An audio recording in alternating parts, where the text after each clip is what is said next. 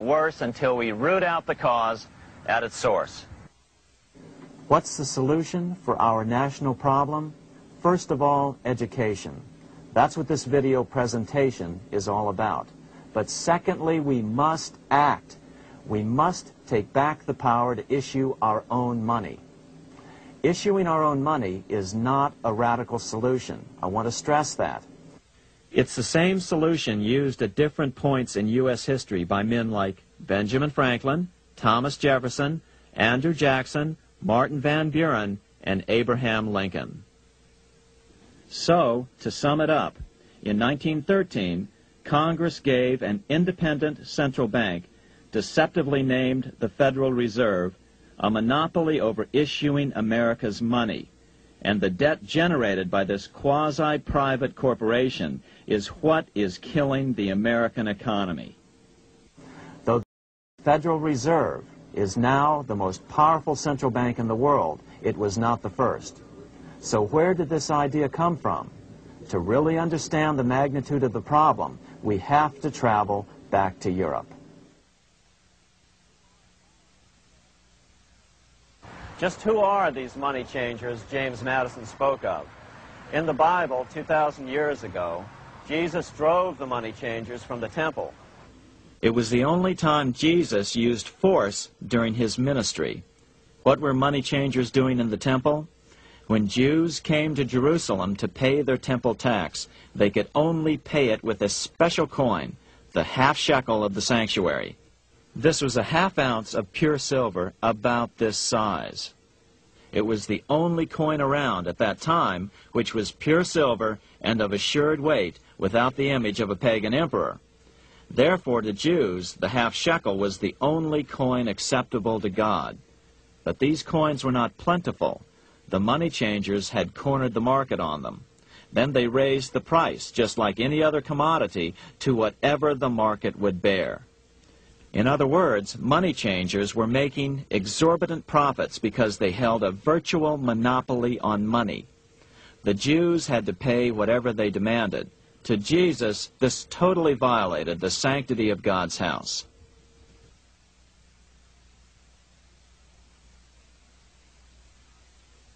But the money-changing scam did not originate in Jesus' day. 200 years before Christ, Rome was having trouble with money changers. 2 early Roman emperors had tried to diminish the power of the money changers by reforming usury laws and limiting land ownership to 500 acres. They were both assassinated.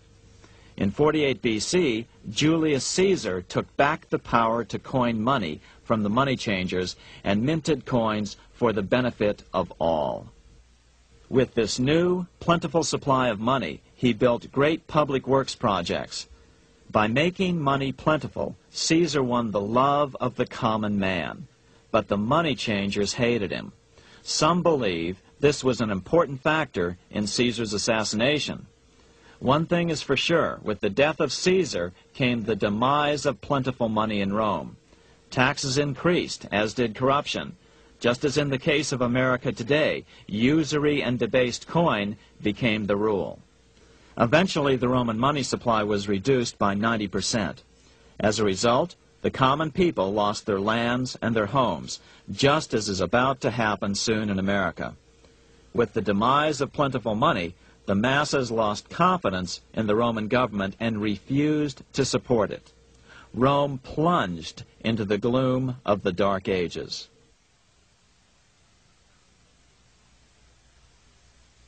A 1,000 years after the death of Christ, money changers, those who loan out and manipulate the quantity of money, were active in medieval England. In fact, they were so active that acting together, they could manipulate the entire English economy. These were not bankers per se. The money changers generally were the goldsmiths. They were the first bankers because they started keeping other people's gold for safekeeping in their vaults. The first paper money was merely a receipt for gold left at the goldsmith. Paper money caught on because it was more convenient than carrying around a lot of heavy gold and silver coins.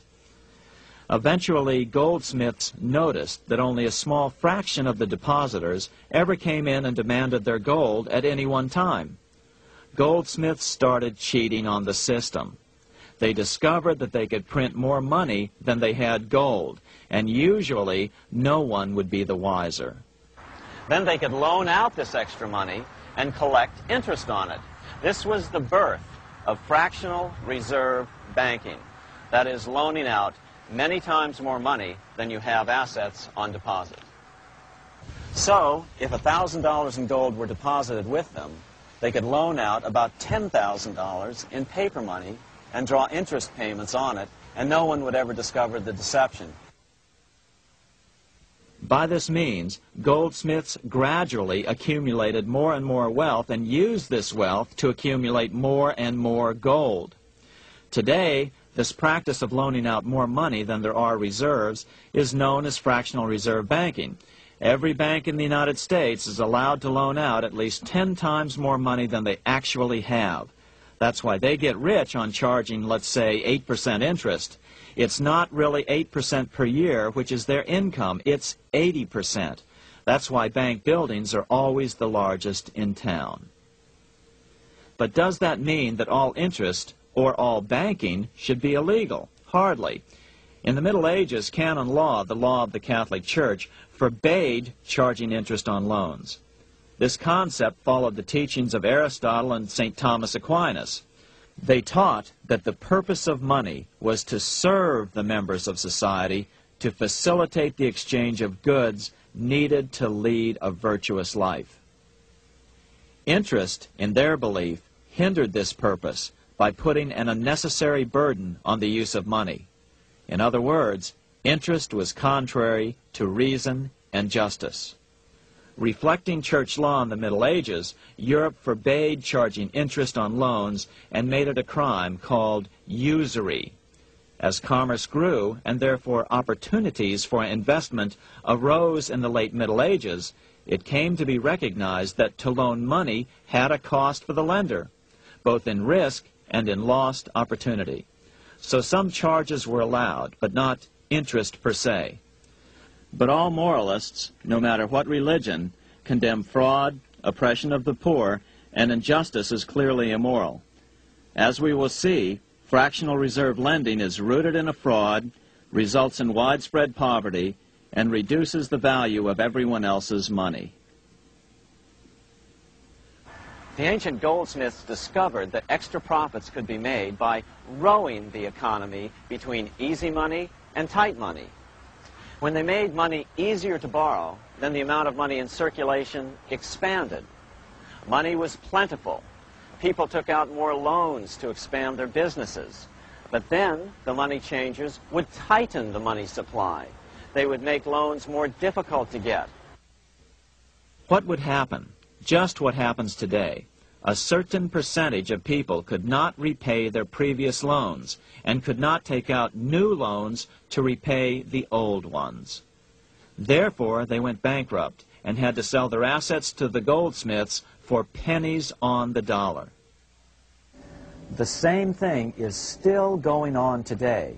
Only today, we call this rowing of the economy up and down the business cycle. Like Julius Caesar, King Henry I of England finally resolved to take the money power away from the goldsmiths about 1100 AD. Henry could have used anything as money, seashells, feathers, or even yak dung, as is often done in remote Tibetan provinces.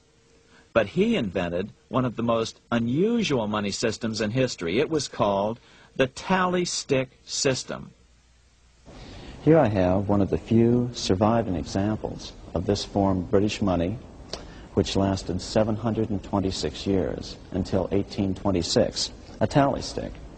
The tally system was adopted to avoid the monetary manipulation of the goldsmiths. Tally sticks were money fabricated out of sticks of polished wood. Notches were cut along one edge of the stick to indicate the denominations. Then the stick was split lengthwise through the notches so that both pieces still had a record of the notches. The king kept one half to protect against counterfeiting. Then he would spend